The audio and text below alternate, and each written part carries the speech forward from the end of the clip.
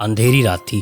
एक सुनसान सड़क पर एक जवान लड़का अकेला खड़ा था। चेहरे पर हजारों सपने का बोझ, लेकिन जेब में सिर्फ 1500 रुपए। ना कोई माँ बाप, ना कोई रिश्तेदार, सिर्फ एक छोटी सी उम्मीद कि शायद एक दिन कुछ बड़ा कर लेगा। जब कोई उसे देखता तो सोचता बस एक आम लड़का है, शायद किसी और की तरह अपनी किस्मत भी आजमाने आया होगा। पर दोस्तों, किस्मत का खेल भी बड़े कमाल की चीज होती है। किसने सोचा होगा कि ये लड़का एक दिन बॉलीवुड का बादशाह बनेगा, एक ऐसा सुपरस्टार जिसकी दुनिया दीवानी होगी। आज बात कर रहा हूँ मैं शाहरुख खान की, जिसकी नेटवर्थ आज हजारों करोड़ों में है, जिससे लोग कहते हैं किंग खान। और सबसे शॉकिंग बात, ये सब सिर्फ एक्टिंग से नहीं कमाया। सच तो ये है कि शाहरुख सिर्फ एक ब्रिलियंट एक्टर नहीं है, एक चतुर बिजनेसमैन भी है। और आज की वीडियो में हम शाहरुख के सक्सेस और बिजनेस एम्पायर के बारे में बात करेंगे। कैसे उन्होंने अपनी हर फेलियर को सीखा, कौन कौन से बिजनेस किए, और कैसे आज वो इंडिया के सबसे सक्सेसफुल बिजनेस टाइकून्स में से एक है। चैप्टर 1, दिल्ली की गलियों से मुंबई के सपनों तक। कहानी शुरू होती दिल्ली के एक छोटे से घर से, जब शाहरुख के पिता का निधन हुआ। उनकी माँ ने हिम्मत से घर चलाया, पर शाहरुख के मन में बचपन से एक बात थी, कुछ बड़ा करना है। कॉलेज के ड्रामा क्लब में हमेशा स्टेज पर परफॉर्म करते थे और लोग कहते थे,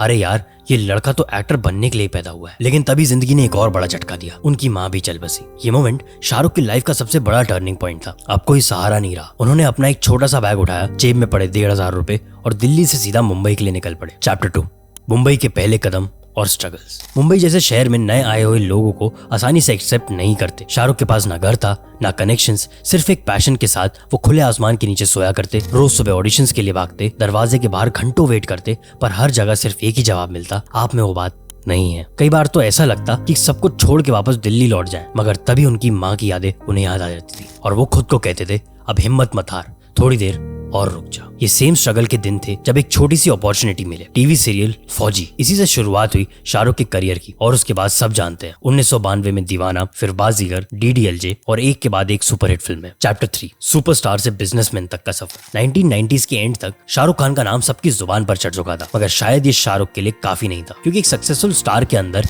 एक चतुर बिजनेसमैन छुपा था। उन्होंने सोचा, अगर सिर्फ एक्टिंग के पैसे पर डिपेंडेंट रहा तो कल फिल्म चलनी बंद हो गई तो सब खत्म। इसलिए 1999 में उन्होंने शुरू करी अपनी first production company, dreams unlimited. ये कंपनी शुरू तो अच्छे इंटेंशन के साथ हुई थी, लेकिन शुरुआत के 2 प्रोजेक्ट्स फिर भी दिल हिंदुस्तानी और अशोका फ्लॉप हो गई। पैसा गया, हाथ जला। मगर शाहरुख के खून में हार मानना शायद था ही नहीं। गलत क्या हुआ, प्लानिंग, टीम, प्रमोशंस सब गलत चुने। फिर 2003 में एक नए प्लान के साथ लॉन्च की रेड चिलीज एंटरटेनमेंट, जिसमें सब कुछ प्लान करके रखा, और इस बार सक्सेस मिली। मैं हूं ना, ओम शांति, चेन्नई एक्सप्रेस, एक के बाद एक सुपर हिट्स। चैप्टर 4, आईपीएल और बाकी बिजनेस का मास्टर स्ट्रोक। अब तक शाहरुख सिर्फ फिल्मों में हिट थे, पर असली बिजनेस का मास्टर स्ट्रोक उन्होंने खेला 2008 में। जब आईपीएल शुरू होने वाला था, उन्होंने सबसे तेजी दिखाई और केकेआर की टीम को अपनी कंपनी रेड चिलीज के जरिए खरीद लिया। शुरू के साल बुरे रहे, मैचेस हारना, ट्रोल होना, पर 2011 के बाद केकेआर एक स्ट्रॉन्ग टीम बन गई। 2012 में ट्रॉफी जीती, 2014 में दोबारा ट्रॉफी जीती, और उसके बाद टीम का ब्रांड वैल्यू आसमान छूने लगा। सिर्फ यही नहीं, उन्होंने अपने क्रिकेट एम्पायर को कैरेबियन, अमेरिका, मिडिल ईस्ट सब जगह फैला दिया। Trinbago knight riders, LA knight Riders,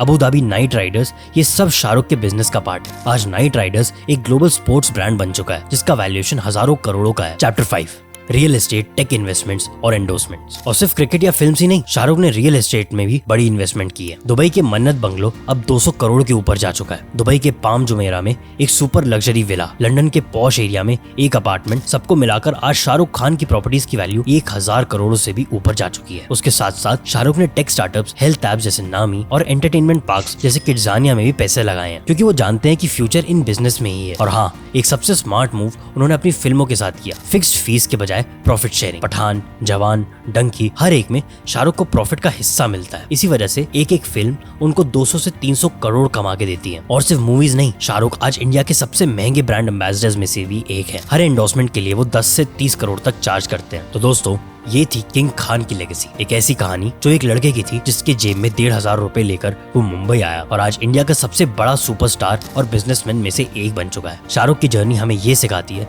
कि चाहे सिचुएशन कैसी भी हो, अगर आपके अंदर जुनून है, प्लान अच्छा है और कभी ना हार मानने का जज्बा हो, तो दुनिया आपके कदमों में होगी। और अगर आपको ये वीडियो पसंद आए तो लाइक कीजिए, चैनल को सब्सक्राइब कीजिए और कमेंट में बताइए कि आपको शाहरुख की कौन सी बात सबसे ज्यादा इंस्पायरिंग लगी। मिलते हैं नेक्स्ट वीडियो में, तब तक के लिए स्टे इंस्पायर्ड और स्टे ऑसम।